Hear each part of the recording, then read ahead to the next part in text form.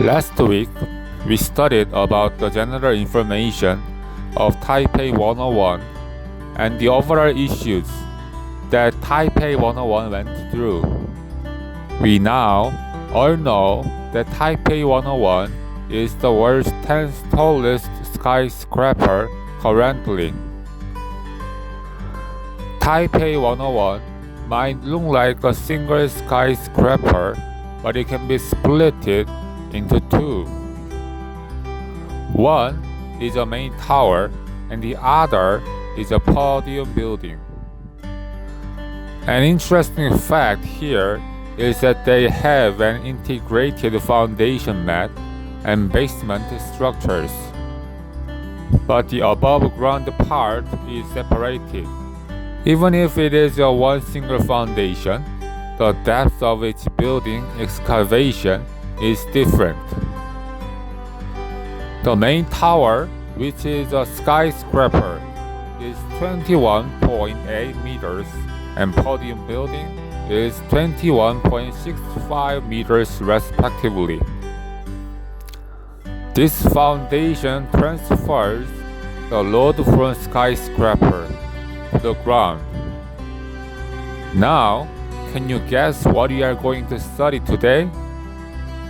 We are going to focus on the foundation issues that Taipei 101 went through and how they were solved. In the last video, I have mentioned that the ground related to Taipei 101 wasn't in a perfect condition. So, the researchers had to examine the foundation and they figured out to use borehole investigation method. The analysis of it leads us to the characteristics of the ground.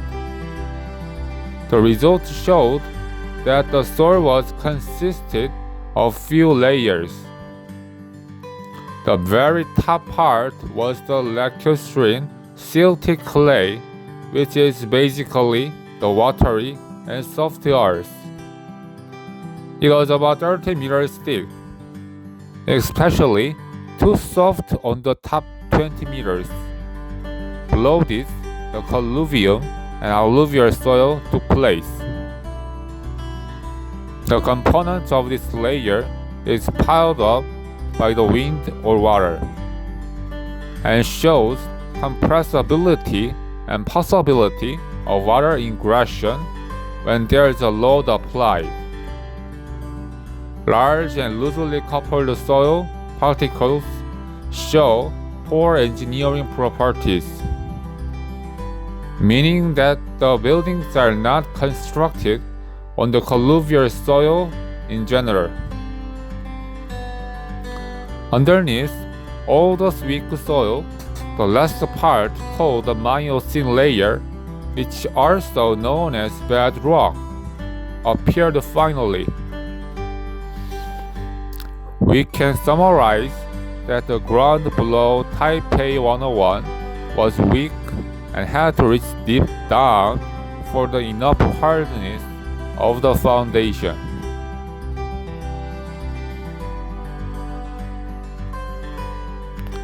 As a solution of the soft foundation below, slurry ware was used. It is a very important component of Taipei 101 structure, since it prevents not only water but also the soil from permeating during construction. Do you want to know how slurry ware functions? Then, the procedure of making slurry ware will help you understand.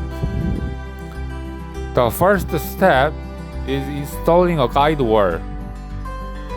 It serves as a reference line for the whole process.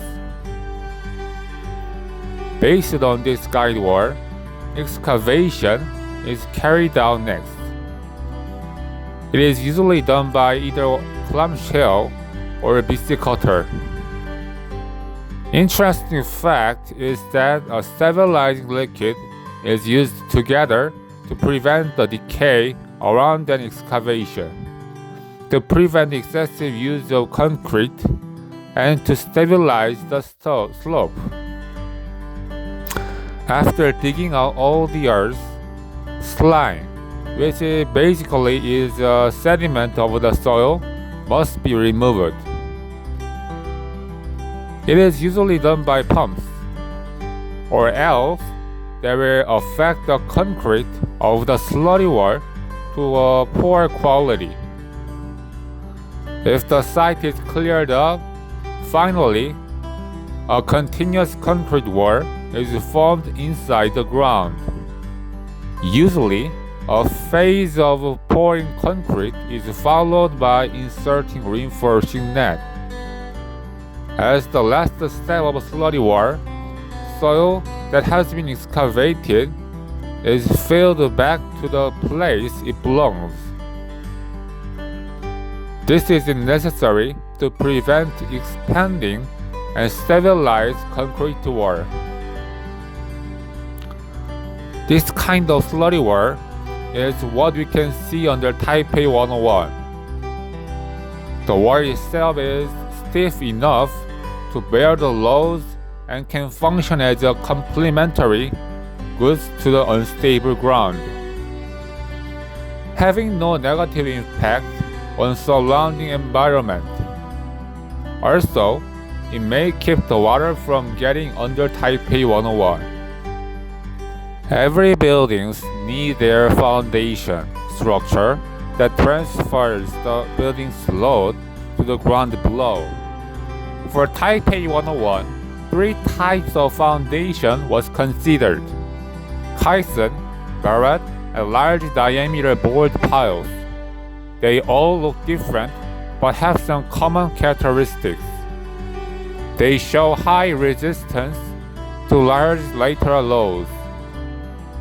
This is a critical factor in Taipei, where earthquakes frequently occur. High horizontal and vertical resistance is provided as well. This is important to bear the weight of the skyscraper. However, among the 3 structures, board piles was chosen to transfer the load downward in Taipei 101. There are a few persuasive reasons for the selection. First of all, in case of caisson structure, deep excavation is a tough task.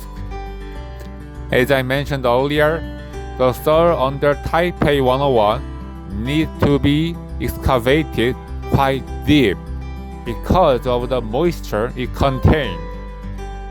Second, caisson and barrette both lack a local experience and wasn't easy to obtain proper construction equipment from local suppliers. Whereas, board piles was possible in both perspectives. This affected to cut down the cost, making the process more economical. Through this, we can learn that expertise is an important consideration when constructing a building. Third, when using board piles, pile length can be changed easily to compensate the change in soil condition. To mention it once more, a ground wasn't in the form of a perfect and consistent shape. The components varied according to depth, and being able to control the length of the pile functioned as a huge advantage. After board piles method was chosen, pile load test was proceeded. Since the foundation was sensitive, engineers wanted to evaluate the feasibility of construction. The study included the end bearing of piles, construction resistance, and the effectiveness of post-grouting. Based on these studies, the layout of board piles was confirmed. 380 board piles in 1.5 meters diameter were utilized in the foundation for the main tower, extending 15 meters to 30 meters deep into the bedrock. Each piles were about 3.96 meters apart in average.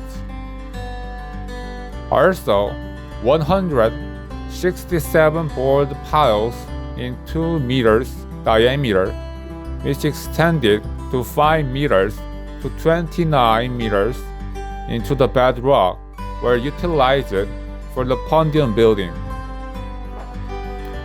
The interval of the piles were about 9 meters in average. To summarize what we studied today, Taipei 101 faced weak foundation issues, and as a resolution, slurry wall and board piles were applied. Next week, we will find out what kind of problem that Taipei 101 had during the process of design and construction regarding wind. Thank you.